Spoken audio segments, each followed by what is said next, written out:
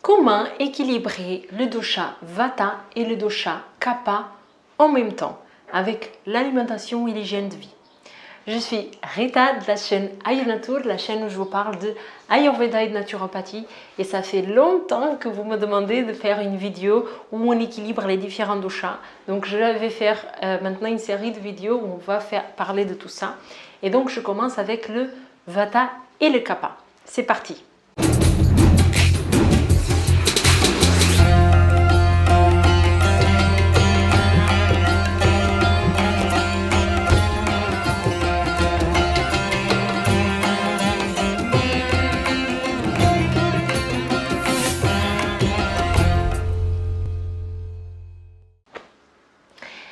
Donc en fait, la première chose, quand on veut équilibrer plusieurs doshas qui sont déséquilibrés, ou qu'on veut équilibrer un dosha qui est déséquilibré et qui nous semble contradictoire par rapport à notre constitution de base, il faut toujours tenir en compte les deux doshas, okay, qui sont différents. Donc, si vous ne connaissez pas, si vous ne savez rien de ce que c'est les doshas et tout ça, je vous invite une fois encore, comme dans toutes les vidéos, à faire mon quiz ayurvédique qui est très détaillé. Quand vous cliquez sur le lien pour faire votre quiz, vous avez une série de vidéos qui expliquent comment faire les quiz, qu'est-ce qu'il faut faire par la suite. Donc je l'ai structuré de façon à que ça réponde à la plupart des questions qui vous viennent au début, quand on débute en Ayurveda. Donc je vous invite vraiment à le faire, même si vous avez déjà une idée de qu'est-ce que c'est votre constitution. Okay? Donc en fait, pour le Vata et le Kapha, on va prendre en considération, donc première chose, notre condition, notre constitution et notre condition actuelle. C'est-à-dire les doshas qui sont de base depuis notre naissance, depuis notre conception en fait, et les doshas qui sont déséquilibrés. Le tout, c'est de savoir où il se trouvent les déséquilibres, ok? Parce que en fait, chaque dosha il va avoir plein de caractéristiques. Et il peut y avoir des manifestations de déséquilibre qui sont différentes. Par exemple, un déséquilibre de Vata qui peut se manifester, c'est la sécheresse au niveau de la peau. Okay? Si la sécheresse est au niveau de la peau, ça va dire que la sécheresse, elle vient de l'intérieur. Donc, à ce moment-là, ça veut dire que peut-être dans notre hygiène de vie, dans notre alimentation, l'alimentation, elle n'est pas assez nourrissante, elle n'est pas assez huileuse. Okay? Et c'est là que les contraires ils vont se retrouver parce qu'on va se fixer pas seulement au dosha mais aux caractéristiques de chaque dosha qui sont en équilibre ou en déséquilibre. Okay?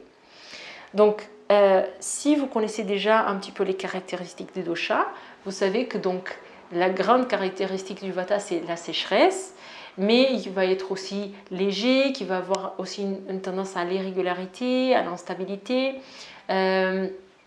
Il est froid, et là pour le coup les deux, alors on dit que le Vata il est froid et que le Kapha il est frais, mais dans tous les cas les deux ils n'ont pas l'élément feu, donc ils ne sont pas chauffants comme le Pitta.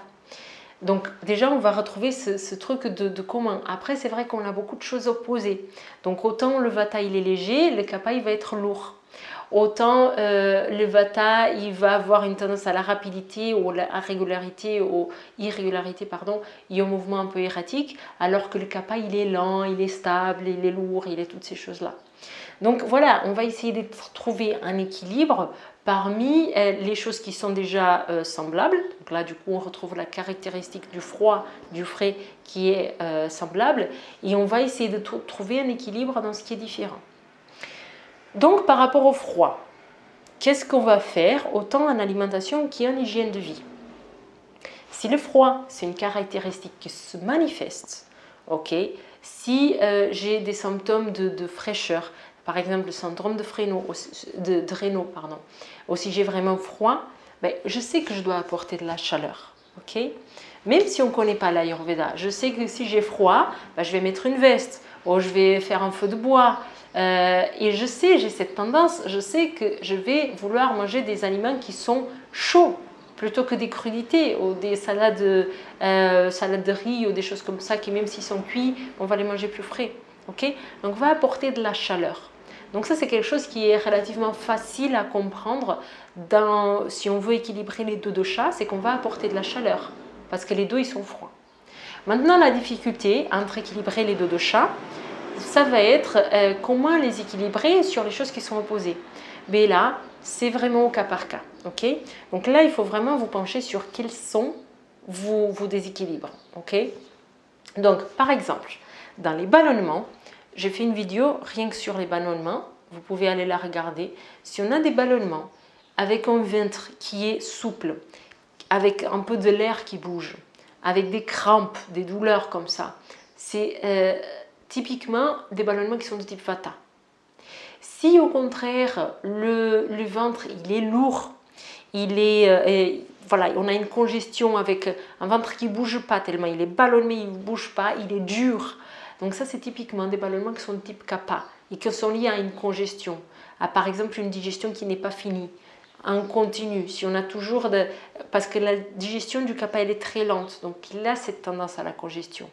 Et parfois rien que s'il fait 3 repas par jour, ça peut être trop pour le Kapha, il peut avoir cette tendance à la congestion.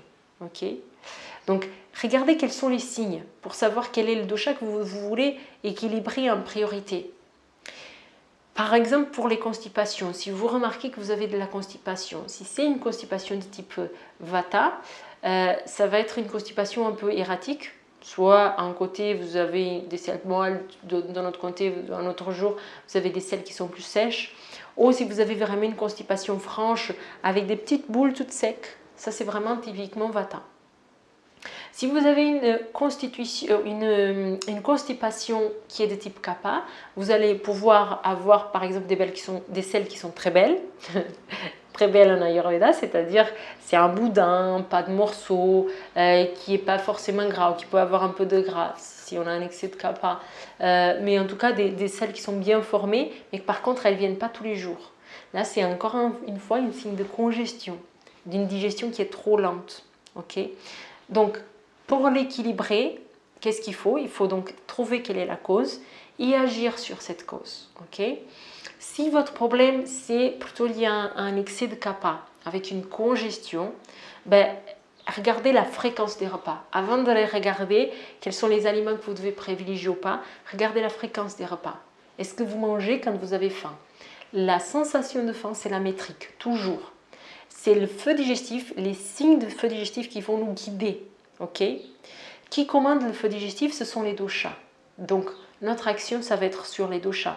Mais pour savoir ce qu'on doit faire, surtout quand on a des cas où ça nous semble contradictoire, comme devoir équilibrer un Vata et un Kapha qui semblent contradictoires, parce qu'un est léger et l'autre est lourd par exemple, fixez-vous sur l'Agni, sur votre feu digestif. Quand est-ce que vous avez faim? Mangez quand vous avez faim. Donc typiquement, si vous avez des déséquilibres qui sont dus à un excès de Kapha, essayez de espacer la fréquence des repas en fonction de votre sensation de faim. Mangez lentement pour finir et sortir de table quand vous n'êtes pas complètement lourd, ok, avec un tiers de votre estomac qui est encore vide.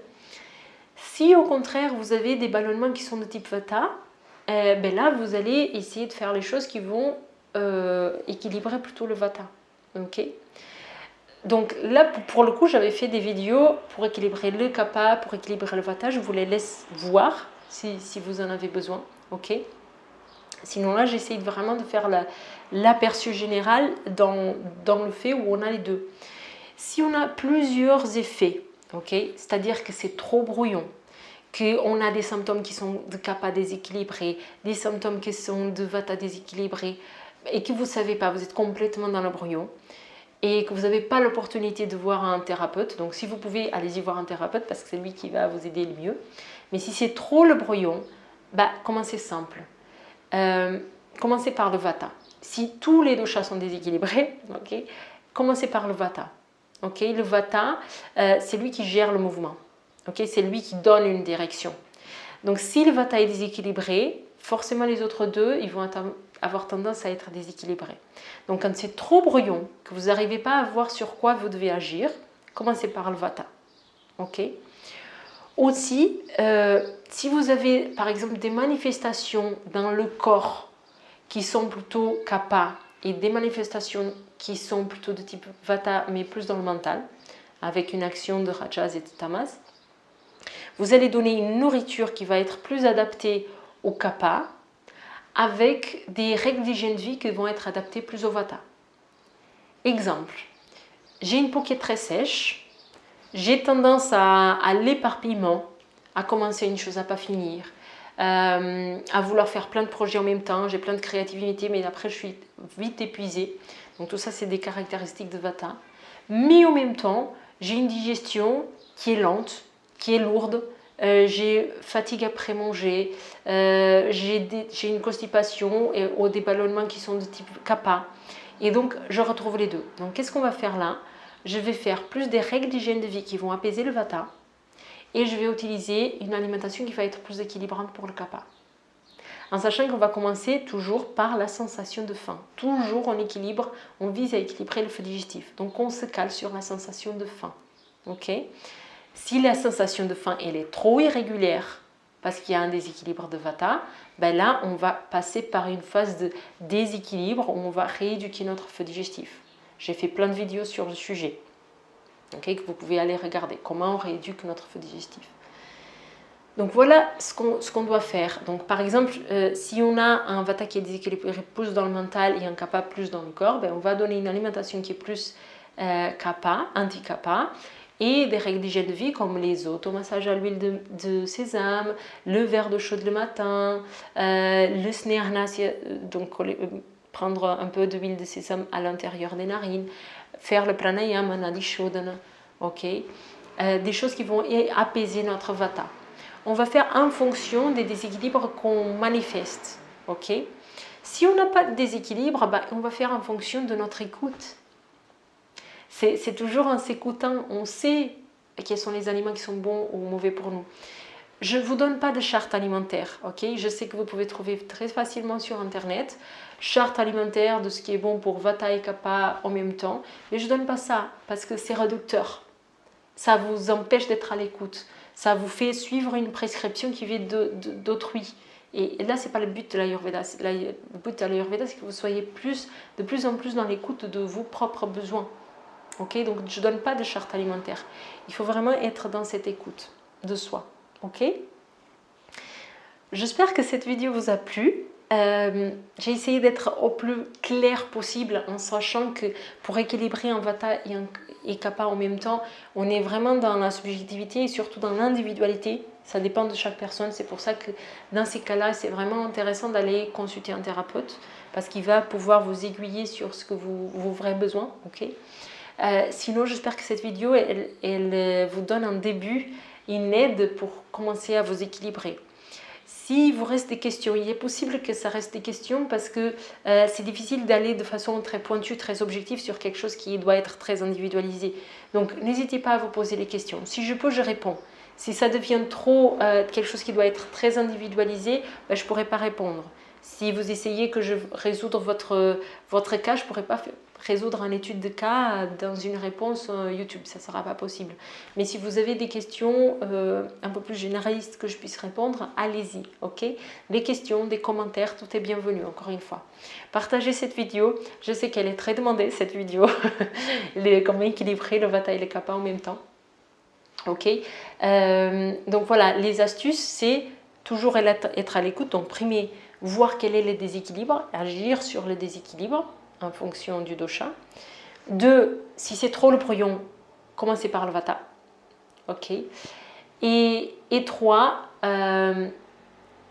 essayez vraiment d'être dans cette optique de que les doshas, ils ont cet équilibre dynamique. Et ce n'est pas parce que vous avez trouvé une réponse une fois que cette réponse, elle va vous suivre toute votre vie.